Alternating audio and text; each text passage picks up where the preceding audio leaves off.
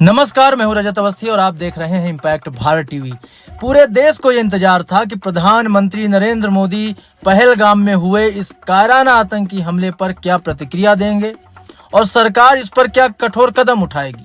कुछ लोग तुरंत ही सवाल जवाब में भी लग गए और ये कहने लगे सरकार तो कुछ नहीं कर रही है, हमेशा कुछ नहीं किया है। लेकिन ये सरकार अलग है। प्रधानमंत्री मोदी ने ये साबित कर दिया है। कई बड़े फैसले अभी ले लिए गए हैं और प्रधानमंत्री मोदी ने खुली चेतावनी दे दी है। उन्होंने इशारों में पाकिस्तान को भी बोल दिया है और आतंकियों को भी कि जो कल्पना की है उससे कई गुना ज्यादा बड़ी सजा हम आपको देने वाले हैं। और उन्होंने ये सब चीजें स्पष्ट तौर पर बोली हैं। तो आज हम आपको पहले प्रधानमंत्री मोदी ने क्या क्या कहा है, क्या चेतावनी दी है इन आतंकों को, वो भी बताएंगे और फिर आपको ये बताएंगे कि सरकार ने अभी तक कौन से बड़े फैसले लिए हैं जिससे पाकिस्तान बौखला गया है, गिड़गिड़ा रहा है। फिर उसके बाद आपको हम इस पूरी घटना का एक विस्तृत जानकारी देंगे कि ये घटना कैसे हुई, कब हुई और इसमें क्या क्या अभी देखने को मिला है। तो प्रधानमंत्री नरेंद्र मोदी पहलगाम अटैक के बाद गुरुवार को बिहार के मधुबनी पहुंचे। पीएम मोदी ने कहा पहलगाम के दोषियों को मिट्टी में मिलाने का समय आ गया है। आतंकियों को कल्पना से भी बड़ी सजा मिलकर रहेगी। आतंकी हमले में किसी ने अपना बेटा खोया, किसी ने भाई, किसी ने जीवन साथी खोया है। इनमें से कोई बांग्ला बोलता था, कोई कन्नड़ बोलता था, कोई गुजराती था, कोई बिहार का लाल था। आज सभी की मृत्यु पर कारगिल से कन्याकुमारी तक हमारा देश आक्रोश में है और हम सब आक्रोशित हैं। पहलगाम आतंकी हमले पर पीएम मोदी ने दुनिया को मैसेज देने के लिए मंच से पहली बार अंग्रेजी में उन्होंने कहा, हम उन्हें धरती के अंतिम छोर तक खोजेंगे, खदेड़ेंगे। आतंकवाद से भारत की आत्मा कभी नहीं टूटेगी। आतंकवाद को सजा मिलके रहेगी, हम देंगे। न्याय सुनिश्चित करने के लिए हर संभव प्रयास किया जाएगा। पूरा देश इस संकल्प में एक है। मानवता में विश्वास रखने वाला हर एक व्यक्ति हमारे साथ है। मैं विभिन्न देशों के लोगों और उनके नेताओं को धन्यवाद देता हूं जो हमारे साथ खड़े हैं। आपको हम पहले ये भी बता देते हैं कि दुनिया के कई तमाम ऐसे देश हैं जो भारत के साथ खुलकर खड़े। उन्होंने बयान दिया है कि हम इस लड़ाई में भारत के साथ पूरी तरह से हैं। पीएम मोदी ने कहा, आज बिहार की धरती से मैं पूरी दुनिया से कहता हूं कि भारत हर आतंकवादी और उसके समर्थकों की पहचान करेगा, उनका पता लगाएगा और उन्हें सजा भी देगा। पीएम मोदी ने कहा, 22 अप्रैल को जम्मू कश्मीर के पहलगाम में मासूम लोगों को जिस तरह से मारा गया है उससे पूरा देश व्यथित है। उनके दुख में पूरा देश साथ खड़ा है। जिनका भी इलाज चल रहा है वो जल्द स्वस्थ हों, इसके लिए भी सरकार प्रयास कर रही है। स्पष्ट कहना चाहता हूं, हमला करने वाले को और उनकी मदद करने वाले को कल्पना से भी बड़ी सजा दे के रहेंगे हम। पंचायती राज कार्यक्रम में शामिल हुए पीएम मोदी ने मृतकों को मंच से श्रद्धांजलि भी दी। उन्होंने कहा कि अपनी बात शुरू करने से पहले आप सबसे एक प्रार्थना करना चाहता हूं। आप जहां हैं वहीं अपने स्थान पर बैठे रहकर 22 तारीख को जिन परिवारजनों को हमने खोया है उनको श्रद्धांजलि देंगे। इसके बाद मैं अपनी बात आगे शुरू करूंगा। तो ये प्रधानमंत्री नरेंद्र मोदी ने बड़ी कार्रवाई की है, बहुत बड़ी कार्रवाई की है। तो आपको हम आगे ये बताएंगे कि कौन से बड़े एक्शन अभी तक सरकार ने लिया है जिससे पाकिस्तान जो है बिलख रहा है, तमाम मंचों पर बिलख रहा है और गीदड़ भभकी दे रहा है। तो उस पे आपको बताएंगे, क्योंकि ये खबर जम्मू कश्मीर के पहलगाम से थी जहां हुए आतंकी हमले ने पूरे देश को झकझोर कर रख दिया है। इस कायराना हमले के बाद भारत सरकार ने पाकिस्तान के खिलाफ ऐतिहासिक और कड़े कदम उठाए हैं। सिंधु जल समझौता रद्द कर दिया है, पाकिस्तानी नागरिकों का वीजा खत्म कर दिया है और 48 घंटे में देश छोड़ने का अल्टीमेटम भी दे दिया गया है। ये वो 5 बड़े फैसले हैं जो हम आगे आपको बताएंगे जिन्होंने पाकिस्तान को बैकफुट पर ला दिया है। आइए आपको आगे की खबर हम पूरा विस्तार से पहले बताएंगे। तो मंगलवार को 22 अप्रैल 2025 को जम्मू कश्मीर के पहलगाम की बैसरन घाटी में एक भीषण आतंकी हमला हुआ। दोपहर करीब 2:45 पर हथियारबंद आतंकियों ने पर्यटकों और स्थानीय लोगों पर अंधाधुंध गोलीबारी शुरू कर दी। इस हमले में 26 लोगों की जान चली गई, जिनमें ज्यादातर पर्यटक थे और 20 से ज्यादा लोग घायल हुए। एक नेपाली नागरिक भी इस हमले का शिकार बना। हमले की जिम्मेदारी लश्कर तैयबा के proxy wing the resistance front ने ली है। खुफिया सूत्रों के मुताबिक इस हमले का मास्टरमाइंड लश्कर का डिप्टी चीफ सैफुल्लाह खालिद है जो पाकिस्तान में मौजूद है। अब आपको एक बड़ी जानकारी और हम दे देते हैं जो मैंने कल भी दी थी कि उन्होंने धर्म पूछकर गोली मारी है। कौन कहता है कि आतंकवाद का धर्म नहीं है? क्यों बार बार एक ही धर्म के आतंकवादी निकलते हैं?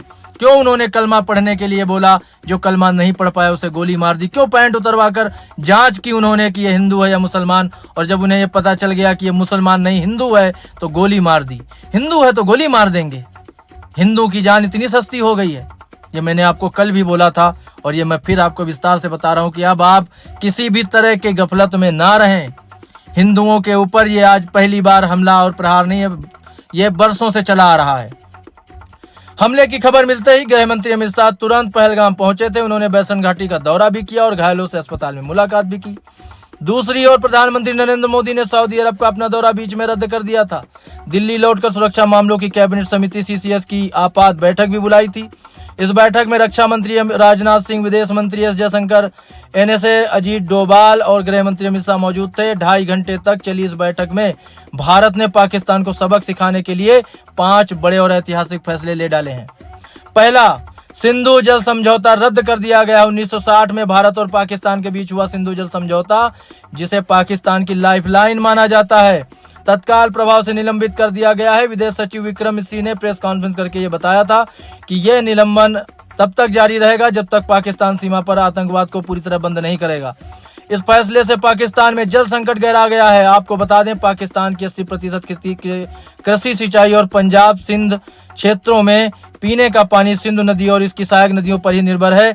जल की कमी से पाकिस्तान में खाद्य संकट, ऊर्जा संकट और आर्थिक अस्थिरता बढ़ सकती है। और ये जो फैसला सिंधु जल समझौता रद्द करने का हुआ, उसके बाद पाकिस्तान ने मीटिंग की और उसने कहा कि अगर इस तरह का फैसला सरकार ले रही है, भारत सरकार, तो वो युद्ध माना जाएगा। आप युद्ध कितनी बार कर चुके हो? हारे हो ना, जीते नहीं हो, और आगे भी जितनी बार युद्ध करोगे वो हारोगे ही। और आप जो हमला करा रहे हो ये भी युद्ध ही है। हम भी इसे युद्ध की तरह ही देखते हैं। हर भारतवासी से युद्ध की तरह ही देखता और देखना भी चाहिए। इस बार हमारी भी अपील है सरकार से कि इन जैसे कायरों को और ये पाकिस्तान आर्मी को ऐसा सबक सिखाया जाए कि इनका चेहरा बेनकाब तो हो ही सबके सामने। इनकी सारी चीजें सामने खुल करके आ जाए, उन्हें कठोर से कठोर दंड दिया जाए। इस बार अगला जो बड़ा एक्शन हुआ है वो हुआ अटारी बाघा बॉर्डर बंद कर दिया गया है। भारत ने अटारी बाघा सीमा पर एकीकृत चेक पोस्ट को तत्काल प्रभाव से बंद कर दिया है। यह सीमा भारत पाकिस्तान के बीच सीमित व्यापार और आवाजाही का प्रमुख केंद्र थी। इस फैसले से पाकिस्तान का भारत से साथ आयात निर्यात, खासकर कृषि और कपड़ा उत्पादों का व्यापार पूरी तरह प्रभावित होगा। जो लोग वैध वीजा के साथ सीमा पार कर चुके हैं उन्हें 1 मई तक वापस लौटने की आदेश दे दिया गया है। वापस लौटने का अगला तीसरा बड़ा फैसला जो हुआ है, पाकिस्तानी नागरिकों का वीजा रद्द और 48 घंटे का अल्टीमेटम है, वापस जाओ। पाकिस्तानी नागरिकों को सार्क वीजा छूट योजना SVES के तहत भारत में प्रवेश की अनुमति अब नहीं दी जाएगी। पहले जारी किए गए सभी SVES वीजा रद्द कर दिए गए हैं। भारत में मौजूद सभी पाकिस्तानी नागरिकों को 48 घंटे के भीतर देश छोड़ने का आदेश दिया गया है। विदेश मंत्रालय ने साफ कहा है कि यह कदम आतंकियों की भारत में घुसपैठ रोकने के लिए उठाया गया है। चौथा बड़ा फैसला, पाकिस्तानी उच्चायोग पर सख्ती कर दी गई। नई दिल्ली में पाकिस्तानी उच्चायोग में तैनात रक्षा, सैन्य, नौसेना और वायुसेना के सलाहकारों को अवांछित व्यक्ति घोषित कर दिया गया है। उन्हें 1 हफ्ते के भीतर भारत छोड़ने का आदेश दिया गया है। साथ ही उच्चायोग में कर्मचारियों की संख्या 55 से घटाकर 30 कर दी जाएगी। भारत ने इस्लामाबाद में अपने उच्चायोग से भी अपने सैन्य सलाहकारों को वापस बुलाने का फैसला लिया है। ये कदम पाकिस्तान के राजनयिक प्रभाव को कम करने की दिशा में बड़ा कदम है। 5वां सबसे बड़ा जो फैसला लिया है सरकार ने, सबसे बड़ा फैसला और ऐतिहासिक कदम, भारत ने नई दिल्ली में पाकिस्तानी दूतावास को बंद करने का फैसला किया है। साथ ही पाकिस्तान में भारत के दूतावास को भी बंद किया जाएगा। यह आजादी के बाद पहला मौका है जब भारत ने पाकिस्तान के साथ राजनयिक संबंधों को इस स्तर पर सीमित कर दिया है। इन फैसलों से साफ है कि भारत ने पाकिस्तान को कड़ा संदेश दिया है कि अब आतंकवाद और खून खराबा बर्दाश्त नहीं किया जाएगा। और मैं आप सबको यकीन दिलाता हूं, हमारे जवान, हमारी सेना, हमारी सरकार बहुत बड़ा बदला लेने वाली है और लेगी, क्योंकि जिस एक्शन में मोदी सरकार दिख रही है उससे यह साफ हो गया है कि आज तक के इतिहास के सबसे बड़े फैसले लिए गए हैं और इसका जो ये काराना हमला हुआ है, इसका खामियाजा पाकिस्तान आर्मी को और पाकिस्तान को भुगतना ही पड़ेगा। विदेश सचिव विक्रम मिस्री ने कहा है कि पाकिस्तान को आतंकवाद के समर्थन की कीमत चुकानी होगी। दूसरी ओर पाकिस्तान ने इस फैसलों पर प्रतिक्रिया दी है। पाकिस्तान के रक्षा मंत्री ख्वाजा आसिफ ने दावा किया कि पहलगाम हमले में उनका कोई हाथ ही नहीं है। और ये भारत के आंतरिक विद्रोह का नतीजा है। लेकिन भारत ने इन दावों को सिरे से खारिज किया है और साफ कर दिया है, और सबूत एक बार नहीं 100 बार पाकिस्तान के को दिए गए, लेकिन वो अपना ही रट लगाता है। जब लादेन को मारा था अमेरिका ने पाकिस्तान में घुस करके, तब भी उनके पास ये जवाब था कि हमें पता ही नहीं था वो यहाँ रह रहा है। भारत ने इस हमले की जांच राष्ट्रीय जांच एजेंसी एनआईए को सौंप दी है। एनआईए ने हमलावरों के स्केच जारी किए हैं और संदिग्धों की तलाश शुरू कर दी है।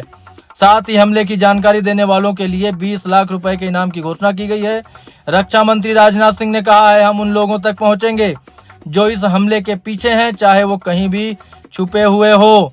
इस बीच गुरुवार को रक्षा मंत्री राजनाथ सिंह की अध्यक्षता में एक सर्वदलीय बैठक भी बुलाई गई है, जिसमें विपक्षी दलों को हमले और सरकार के फैसलों की जानकारी दी जाएगी। पूरे देश में इस हमले के खिलाफ गुस्सा है। लोग सड़कों पर उतर रहे हैं और सोशल मीडिया पर #पहलगाम अटैक और #इंडिया स्ट्राइक्स बैक ट्रेंड कर रहा है। सवाल बहुत बड़े हैं कि पाकिस्तान को सबक सिखाना बहुत जरूरी है। हम पहलगाम हमले में शहीद हुए सभी लोगों को श्रद्धांजलि अर्पित करते हैं। इम्पैक्ट भारत टीवी सभी परिवारों के प्रति अपनी संवेदनाएं व्यक्त करता है और घायलों के जल्द स्वस्थ होने की कामना करते हैं। और हम ये विश्वास रखते हैं कि सरकार बहुत ही जल्द बहुत बड़ा बदला लेगी, बहुत बड़ा कदम इस पूरी घटना पर सरकार के द्वारा उठाया जाएगा। जम्मू कश्मीर में 2019 के पुलवामा अटैक के बाद सबसे बड़ा ये आतंकी हमला माना जा रहा है। आतंकियों ने मंगलवार को जिस तरह से पर्यटकों पर फायरिंग की है, जिसमें 27 लोगों की जान गई है। मरने वालों में एक यूएई और एक नेपाल का पर्यटक और 2 स्थानीय नागरिक भी शामिल हैं। बाकी पर्यटक यूपी, गुजरात, महाराष्ट्र, कर्नाटक, तमिलनाडु, उड़ीसा के हैं। घटना मंगलवार को दोपहर, जैसा मैंने बताया आपको, 2:45 पर हुई है। मीडिया रिपोर्ट्स के मुताबिक आतंकियों ने यूपी से आए शुभम द्विवेदी से नाम पूछा, फिर उसके सिर में गोली मार दी। शुभम की 2 महीने पहले ही शादी हुई थी, वो हनीमून पर वहां आया था। आतंकियों ने दूसरे पर्यटकों पर फायरिंग करते हुए भाग निकले। हमले की जिम्मेदारी लश्कर ए तैयबा ने ली है। प्रशासन ने आतंकी हमले में एक मौत की बात कही है, लेकिन करीब 4 घंटे बाद न्यूज एजेंसियों ने 26 मौतों की जानकारी दी थी। घटना में 20 से ज्यादा लोग घायल थे और अब मौत का आंकड़ा 27 पहुंच गया है। सुरक्षा बलों ने पहलगाम में हमले वाले इलाके को घेर लिया है। हेलीकॉप्टर से भी नजर रखी जा रही है। और इसके जो कुछ बड़े अपडेट हैं आपको हम दे देते हैं, क्या क्या हुआ था। पीएम मोदी यूएई दौरा अधूरा छोड़कर वापस लौट रहे थे, लौट आए हैं कल। और उसके बाद दिल्ली में कैबिनेट कमेटी की CCS की बैठक भी हुई है, उसमें 5 बड़े फैसले उन्होंने ले लिए हैं। और ये बड़ी खबर जो हमने आपको बताई है अभी तक इतनी ही है।